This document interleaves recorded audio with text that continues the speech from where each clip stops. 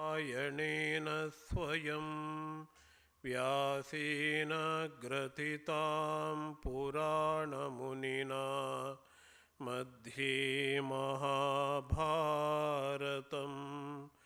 अद्वैतामृतवर्षिणीं भगवतीम् अष्टादशाध्यायिनीम् अम्ब त्वामनुसन्दधामि भगवद्गीते भवद्वेषिणीम् वसुदेवसुतं देवं कंसचाणूरमर्दनं देवकी परमानन्दं कृष्णं वन्दे जगद्गुरुं मूकं करोति वाचालं पङ्गुं लङ्घयते गिरिं यत्कृपातमहं वन्दे परमानन्दमाधवम्. By the infinite grace of Lord Krishna and Sri Ramakrishna, we are studying the Bhagavadgita. We are in the second chapter and we have already started the Tita Prajna Lakshana. The first verse of the Tita Prajna Lakshana is Prajahati Yada Kaman, etc. All the kamas which are in the mind is the residence or the crucible in which all the desires reside. So manogatan kaman, these kamas are to be given up, to be eradicated. One who prajahati, one who gives up abundance. So where he will get the satisfaction? He will get the satisfaction in Atman itself. Atman becomes the source of all kinds of sustenance. Atman becomes the source of satisfaction and the contentment for him. And such a person is called Tasya Prajna, his consciousness, awareness, his intellect is stable, steady. Tasya Prajna Pratisthita. So, the takeaway from this shloka is very clear. In the external things, we do not find satisfaction or the contentment. The real contentment and the satisfaction is found in ourselves. The source of peace, tranquility is within us. That is what is called Atman. So the Atman word sometimes is scary. We get scared by the word Atman. It looks as if we are thinking about something strange, which is not thinkable, which we cannot understand. It is not so. Vedanta gives a very simple idea of Atman. Atman is our real nature. If we think we are body and mind, that is not Atman.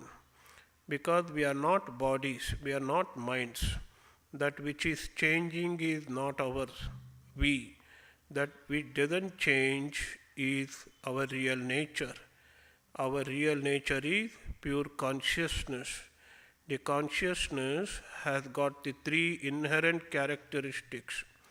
Inherent nature of the consciousness or the Atman is existence, pure knowledge or the awareness, and the existence, and also it is infinite in nature or it is blissful in nature. So this is very much wanted among the students of the Gita and the Vedanta. So that we are not is not Atman. That we are what we are really is the Atman.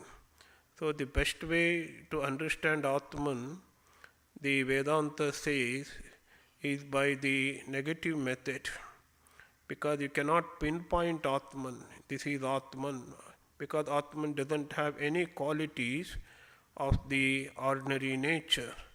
So the Vedantic method of teaching is neti neti. This is not body, this is not mind. I am not the mind, I am not the body, I am not even intellect.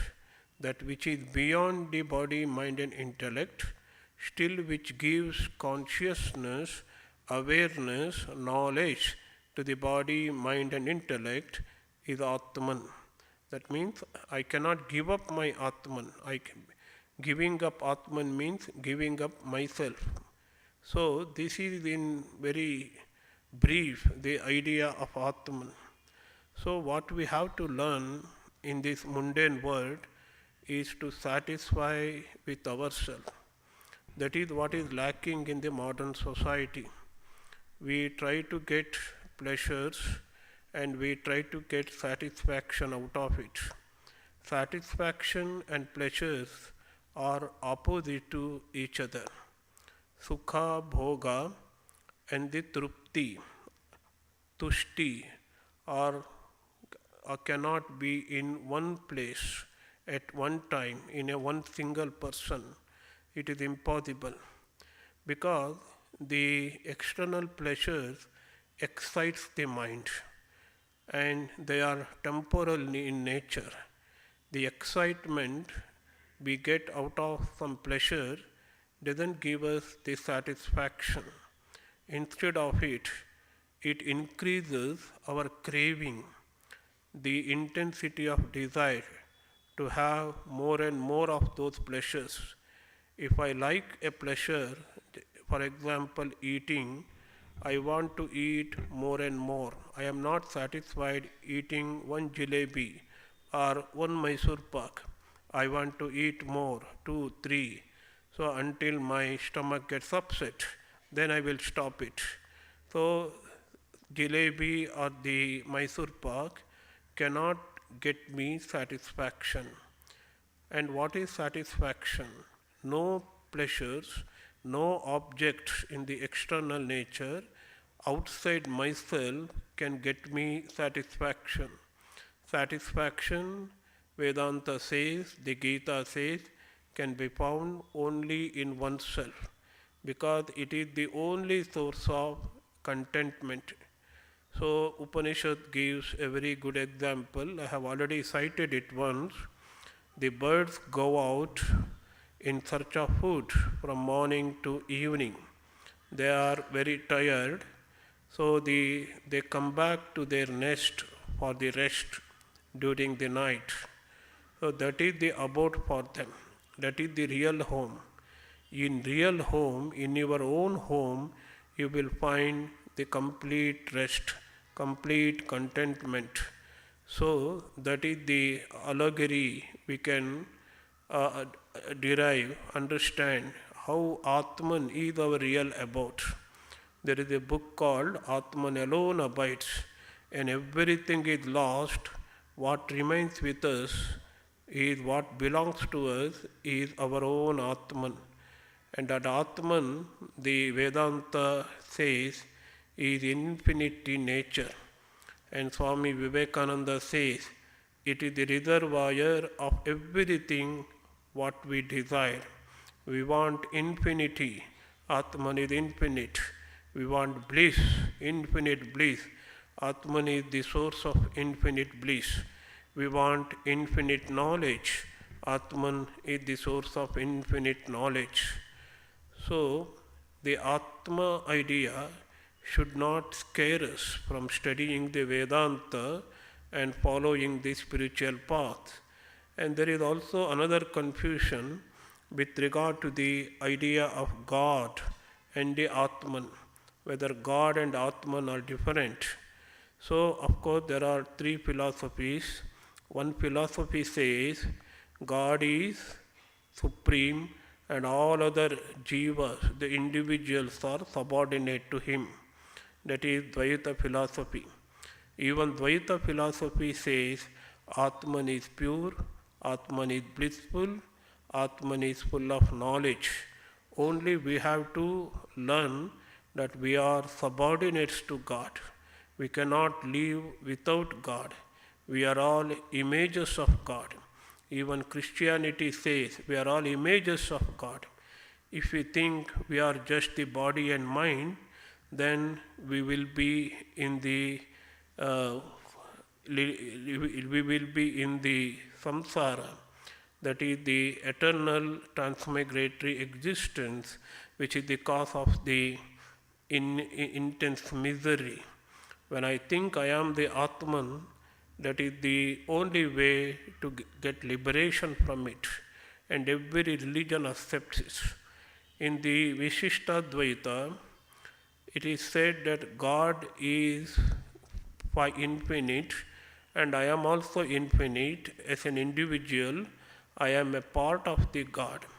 God cannot be without individual part. Individual cannot be without God. So there is a inseparable connection. A system is imagined where there is a inseparable parts.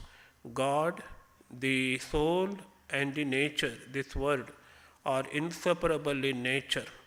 God is the supreme and other entities are always subordinate to him. Even in that philosophy also, Atman is said to be pure. And the third philosophy, which we think it is the highest philosophy, there is only one Atman. In other philosophies, Atmans are many in number. Each body has its own Atman. But in the highest philosophy of Advaita, there is no second one, there is only one entity, that is Atman, that itself is called Brahman. And God's consciousness, I am also conscious nature, I am also of the conscious nature as Atman or the Jiva. As consciousness, there cannot be two entities, I and the God, as consciousness are one and the same. So there cannot be second entity at all. This is the highest realization one can aspire in the field of spirituality or the religion. Until we get to that state, we have to do bhakti or the devotion to God, and we have to remember God. We have to get immerse ourselves in the consciousness of God, so that ultimately our consciousness, our awareness, our knowledge, our individuality gets completely merged with the God's consciousness, and that is the ultimate state of Advaita. So in all these philosophies, as Swami Vivekananda points out in the paper on Hinduism, that there is fundamental idea of the pure Atman. Body changes, body undergoes changes, the mind changes, and we have lot of evil thoughts as well as good thoughts, and there are so many kinds of thoughts which trouble us and which give us gratification of pleasure or ananda or the happiness also, but these are all temporal in nature, changeful in nature. That which remains unchanged, which always exists, that is my real nature, that is Atman. This is the fundamental doctrine of the Hinduism, which almost every sect, every philosophy subscribes to. So in that sense, this Atman idea is very much stressed, emphasized in the second chapter of the Gita. So the ultimate source of satisfaction is ourself. So we go out to have pleasure. So in work we will try to have happiness and the pleasure. We go for entertainment, we go for drinking or eating.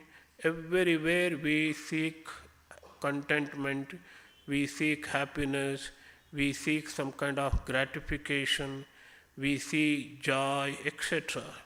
But we don't feel any kind of joy in external things.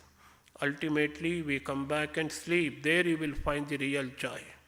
Even in sleep, we don't find joy.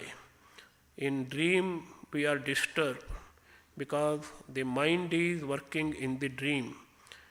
Mind, the sleep, the dream sleep is nothing but the working of the mind. There you have a different world created by my mind itself. The mind itself creates that world. That it is just the replica, repetition of the experiences we have already had in the waking state. So, in the waking state, we are disturbed. In the dream state, we are disturbed. When the our consciousness transcends all of them, waking state and the dream state, then Upanishad says it is as if we are one with our real nature. Then all sufferings will cease. Suppose a thief, when he goes to dreamless sleep, that is Sushupti we call it, he will cease to be a thief. He will be one with the Atman. Mata amata bhavati, pita apita bhavati, the Brihadaranyaka Upanishad says. If you think you are a mother of 2 or 3, then in the dreamless sleep you are no longer a mother, you are one with the Atman. A male will no longer be a male, he will be Atman. So this is the state you will find the unity, union, the ekatva. We are all one as the Atman. But in the state of waking and the dream state, there are differences from one individual to another individual. But in the Sushupti, the dreamless state, all are one. So this is how we learn about Atman in Vedantic text. So the Gita says, try to find satisfaction, contentment within yourself. Don't try to find pleasure, contentment, happiness outside. You have everything, whatever you want. That's what Swamiji says. These ideas resonates with the Swamiji saying. You have everything in you, whatever you want, you have that. You have that bliss, you have that strength, you have that happiness, you have that knowledge. So, the first task before a spiritual aspirant is to learn that I have that infinite possibilities within me. I have that my Atman or my real nature is the real abode of peace and contentment and tranquility. No other object outside of me can give me permanent happiness, permanent peace or permanent contentment. This is the lesson, life's lesson. When we apply in the practical field, it will relieve us of many miseries, difficulties and troubles, because everywhere we come across the difficulties. You may be earning lakhs of rupees per month, still you have lot of difficulties. All the difficulties come from outside, not from inside. Of course, the mind creates its own difficulties. All the mentally imagined difficulties, all are imaginations. My source of misery is in the imagination, in the delusions. So we have to give up all of them and try to find solace in ourselves. So it is a great spiritual solution for all the psychological problems and all the troubles and tribulations of the life. You will find in the Gita, this one sentence is enough. If we can practice and put into practice in our active life, we can find immense joy, immense benefit out of it. Atmanyev atmana tushtaha. And such a person is called the Tita Prajna, one who is steady. Such person, dukkheshu anudvigna manaha. So when you are satisfied in yourself, you will always you maintain the tranquil state of mind. because you are always introvert. You do not depend upon the external things for your happiness or the misery. That is dependence on external things for my psychological stability is one of the major problems we are facing. We always say something goes bad outside, somebody abuses me, that we get depressed. Somebody praises me, I get elated. So as if the whole life is dependent upon others' actions or the objects outside of myself. We have not learned to depend upon ourselves. In that sense, we have not become independent. Though the ultimate state of liberation is the state of independence, I depend upon myself. I do not depend upon anyone for my happiness. That should go into our mind. Then only the spiritual life is possible. So dukkeshu, we should not be depressed when we have to face the tribulations. Sukheshu, at the same time, we should not develop craving. Craving means desire to have more and more such experiences is called a craving. One place it is named as desire, another place we can say it is craving or hankering, wanting more and more of it. And that we should not develop in the time of the sukha or the so-called joyous occasions. And we should be free from these evil passions that trouble us. Yoga call it as those thoughts will trouble us, kleshaha. Yoga divides our thoughts into two classifications. One is klesha vritti, another is aklesha vritti. So we have some thoughts in our mind that gives happiness, contentment, satisfaction and bliss, and we want it more and more, more and more. But there are other kind of thoughts in our mind which are very depressive, which give us misery, suffering, agony. So it injures our mind. So such kind of thoughts are called the klesha vritti, that gives us suffering vritti. But the reality, the yoga says, all empirical thoughts, all thoughts related to the external world are klesha vritti only. Though we get kind of an enjoyment or happiness while while thinking about some external object, that is temporal, because it will go away after some time. Once again, it will bring us immense misery. So all kinds of thoughts should be curtailed. All kinds of thoughts should be controlled. We have to go on reducing our thoughts.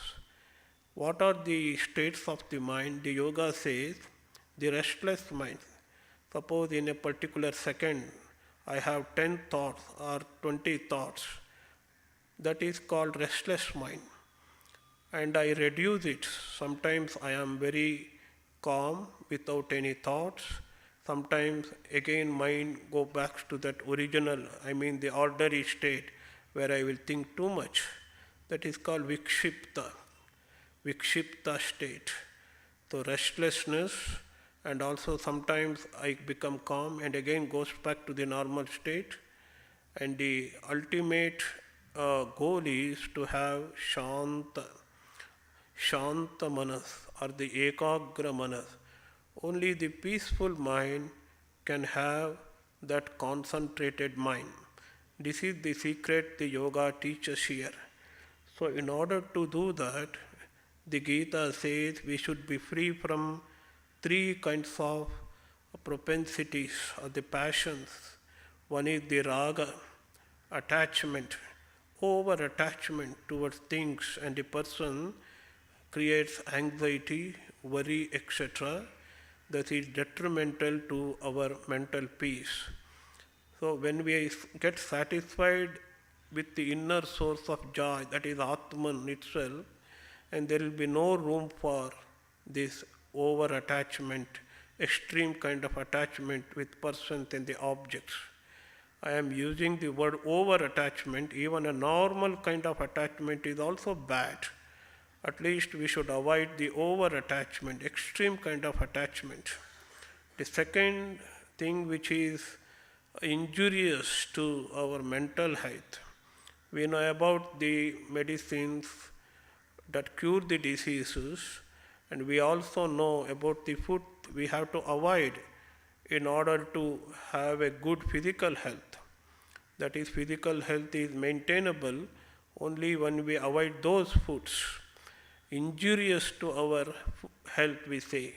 But we don't care. We care less for those things which injure our mind itself. And Krishna is telling us, avoid these extreme kind of attachment. It is injurious to your mental health. Avoid it. And another one is the bhaya, the fear. We should understand why and how we get into this fear psychosis. Fear is fear of the unknown. Sometimes the fear expresses, I do not know what is going to happen tomorrow, next hour, next minute. The fear of the unknown. And also fear of the known. We know, everyone knows we are going to die.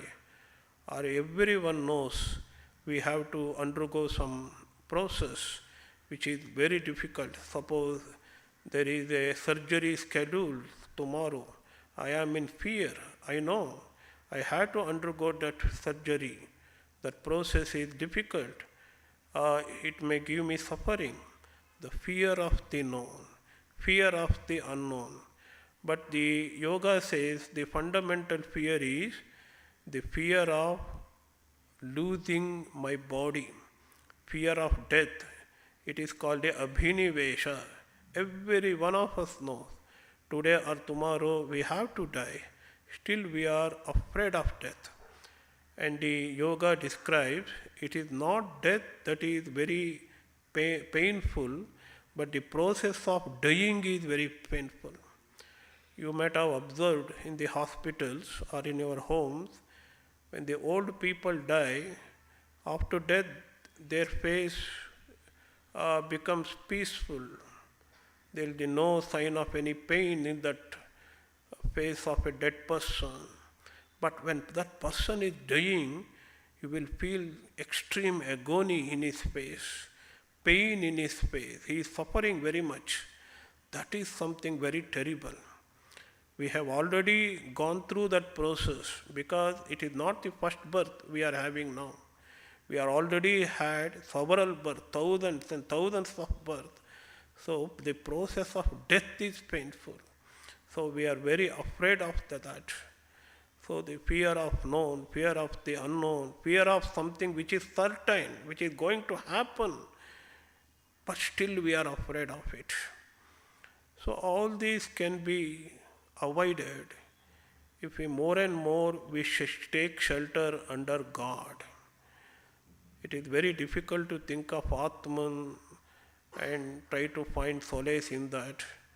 Let us replace the word Atman with God, because it is God who is inside us. Ishvara sarva bhutanam hruddeshe arjuna tishtati. It is God, God alone who resides. The same God resides in all. So let us take shelter under Him. He is the eternal companion. If we take shelter under any other object or the person for our peace and tranquility, then we will become disappointed. Disappointment waits us because nothing is permanent in life. So only God is permanent. So we have a beautiful translation of Brahmananda Maharaj saying in English, written, translated by Swami Bhagavadgita, one of his disciples. The book is titled eternal companion. The God is the only eternal companion for us. So there is absolutely no difference between God and the Atman. The God is the source full of consciousness, Chaitanya, and so our Atman. So we are nearer to God, we are dearer to God. That kind of feel, that kind of idea, it is reality. It is not an imagination. It will only can give us real solace and the happiness and the contentment in our life. So another passion that we cannot avoid is the krodha. So krodha and kama, the Gita says, are the two faces of the same coin. When we have strong desire to get something, to achieve something, to eat something, to hear something, to see something, and we come across some obstruction. The obstruction will transform the same passion of desire or kama into krodha. So krodha and Krishna, that's why he says, it is a single thing, single passion. Sometimes expresses as the kama, sometimes it is expressed as the krodha. It is krodha, the people with nature of anger.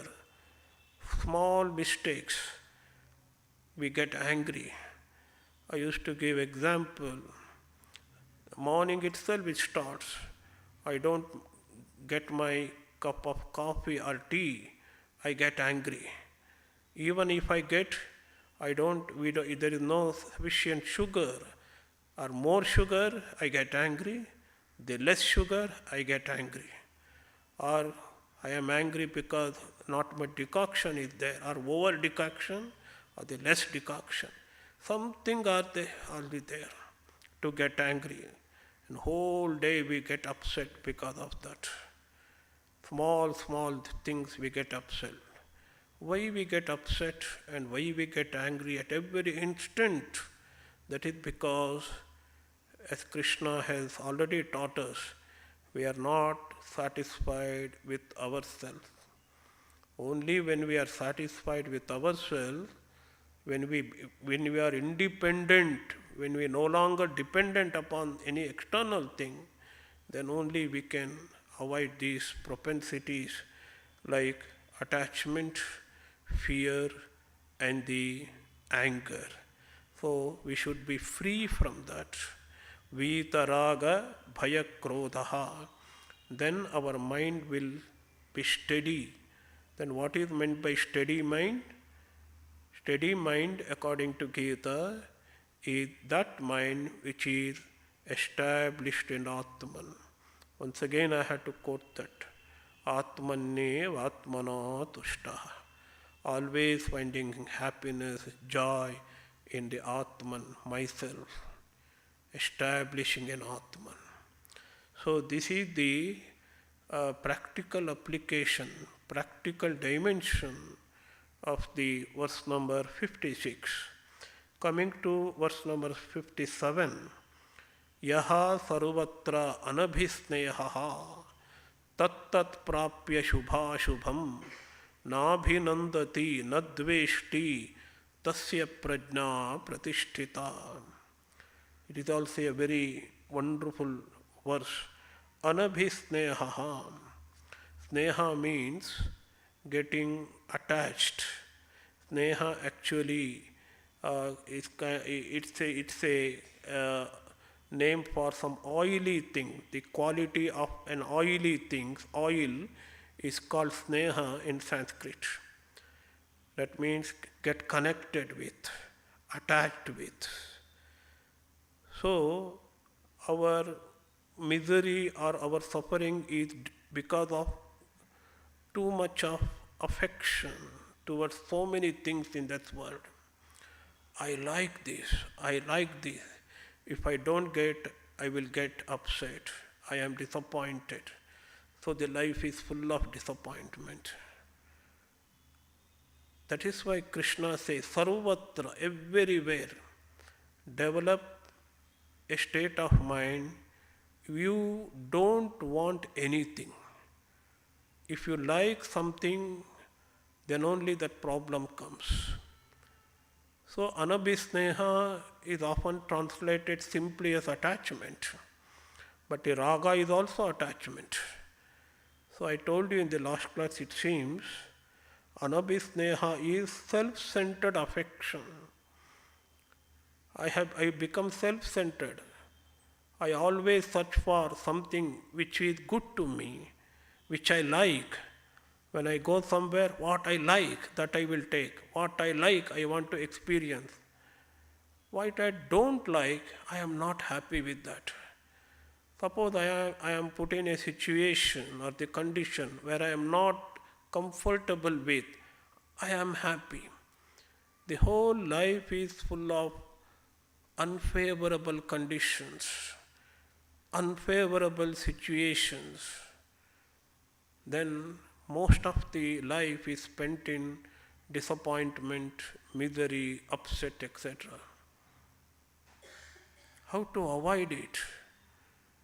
We have to avoid having strong likes and dislikes. That is the only way. That is what Krishna is teaching here. Sarvatra anabhisneha. Shubha and Ashubha. Shubha means something auspicious that will give me happiness.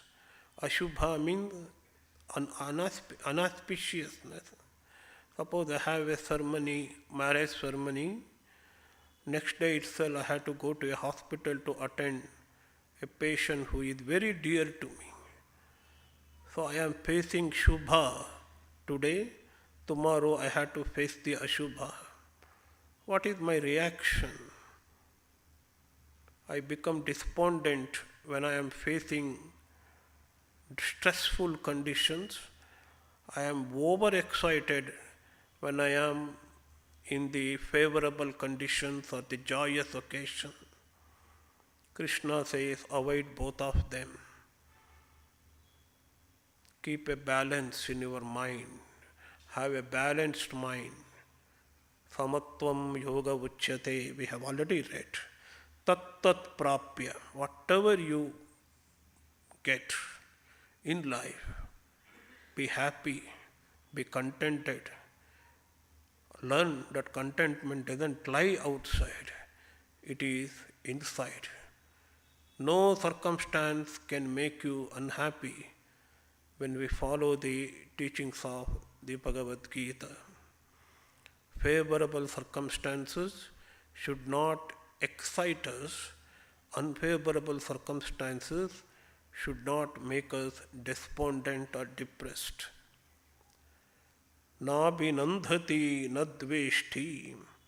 So when we get the favorable condition and we compliment that, oh, this is a wonderful situation I am in, what a wonderful occasion, good occasion.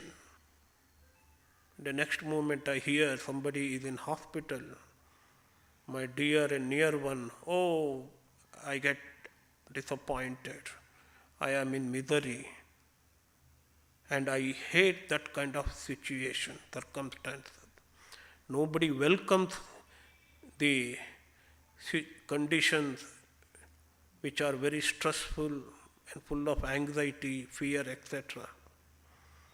Krishna teaches us, invite both of them because they are inevitable.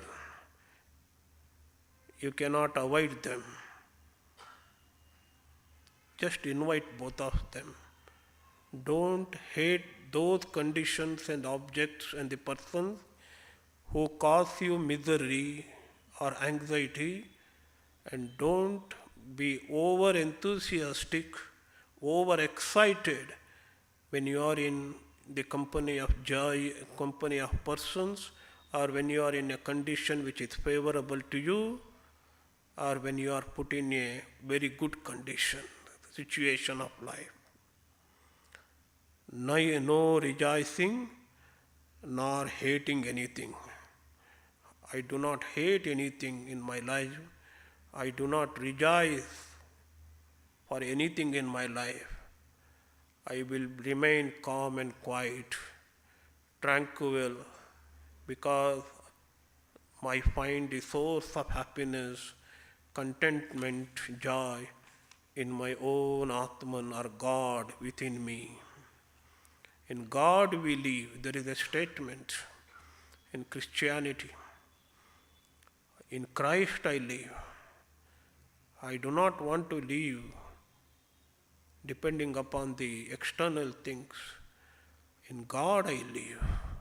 In Christ I live. In Krishna I live. So then there is a famous example of kurma. We have read already the limbs of the tortoise.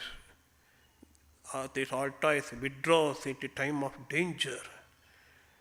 In the same way, we have to withdraw the mind, withdraw the senses from the respective objects of the senses and remain indrawn.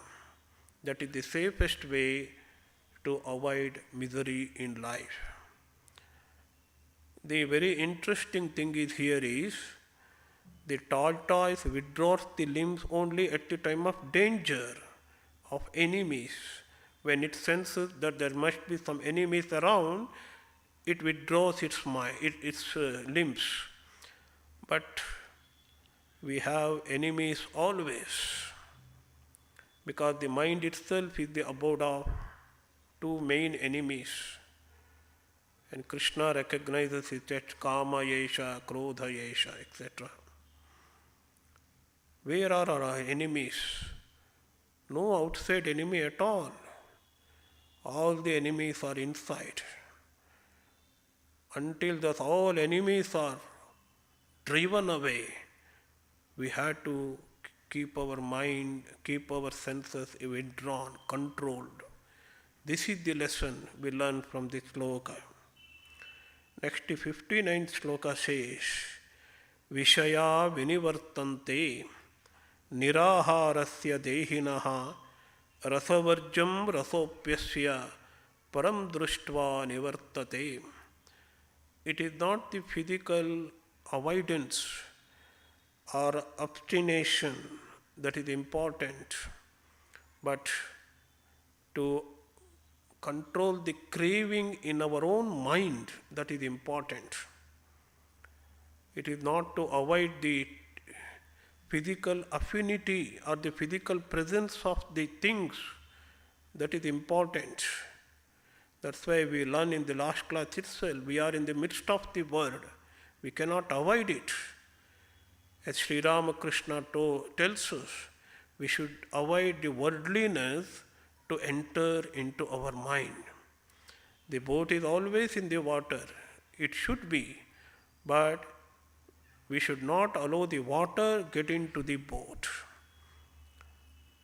So the safest way is to remember God, always be in the consciousness of God and trying to lead the spiritual life, uttering our mantra to safeguard ourselves from the evil effects of the worldliness around us. So we have to learn to control the craving in our mind. Just the physical giving up is not enough, because the craving, it will go, Krishna says, param društva nivartate.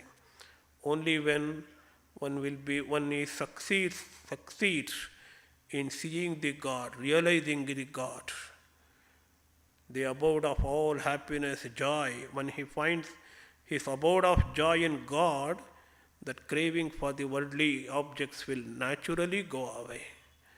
So we should try to understand Gita in comparison with the Ramakrishna's teaching. It will make the Gita's teaching easy and something which can be applied on our life. So the shloka number 60 says, Yatato hepi kaunteya purushasya vipaschitaha indriyani pramathini haranti prasabham manaha. Krishna speaks here about the intensity, the powerfulness, the power of the senses and the mind.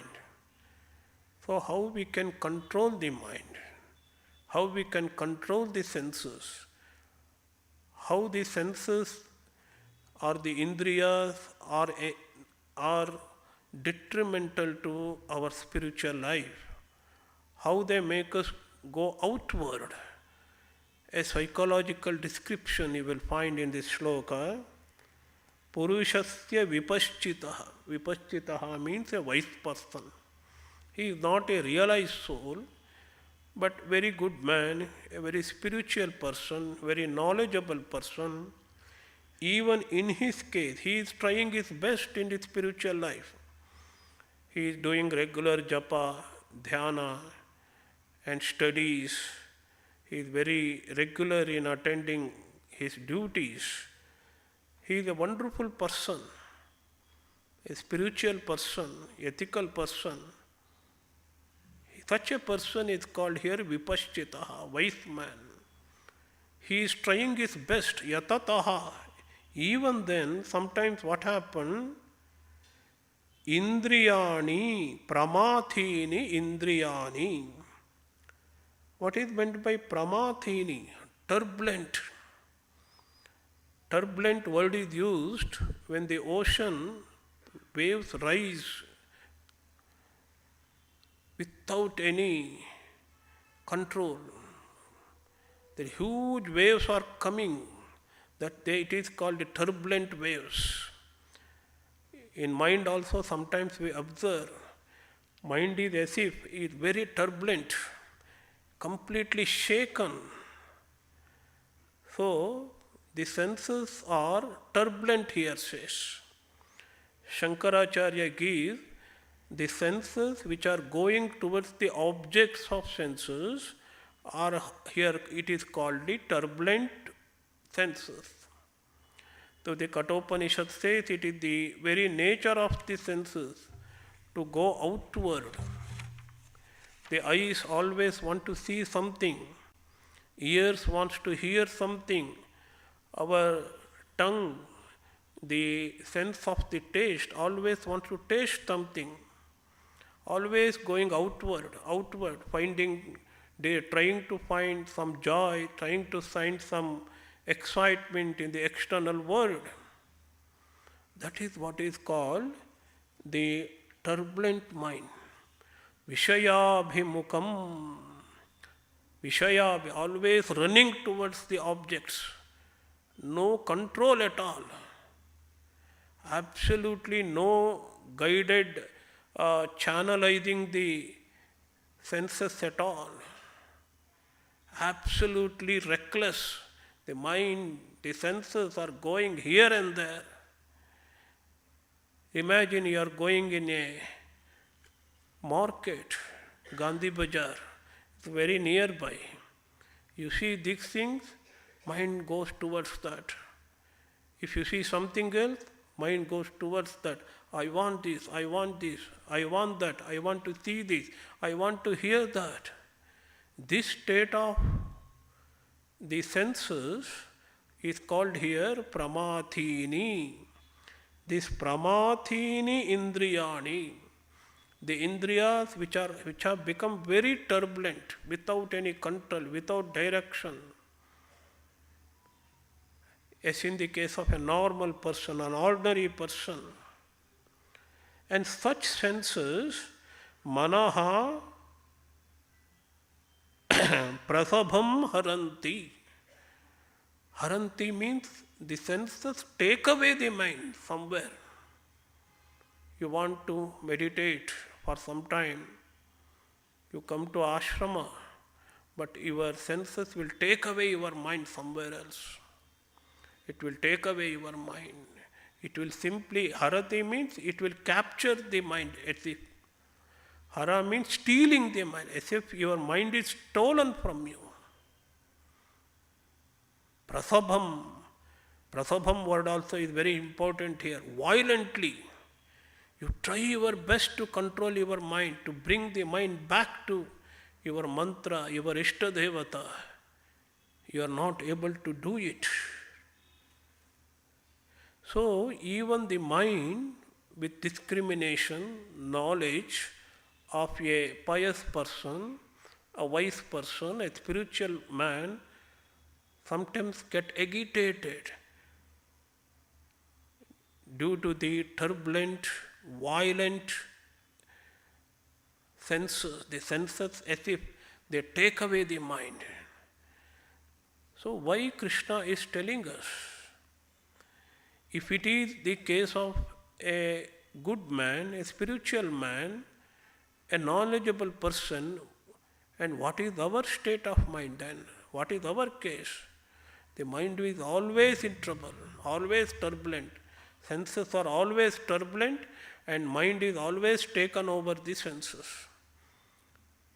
When senses take over the mind, there is no room left for spiritual thinking at all. Mind is unable to think anything other than the worldly objects. And mind is taken away violently by the senses, Krishna says. That is the result of agitation of the mind. We often complain. My mind is very agitated. The mind is very restless. I am not unable to do anything. This is the power of the senses. That is why the first and the foremost duty before proceeding to do the spiritual disciplines like japa and dhyana, Krishna emphasizes on disciplining the senses first. Control the senses. That's why in the next month shloka he says, Tani sarvani sanyamya yukta asita matparaha vashehi yasya indriyani tasya prajna pratisthita. Learn to control the senses somehow or other. Mind should be the master of the senses.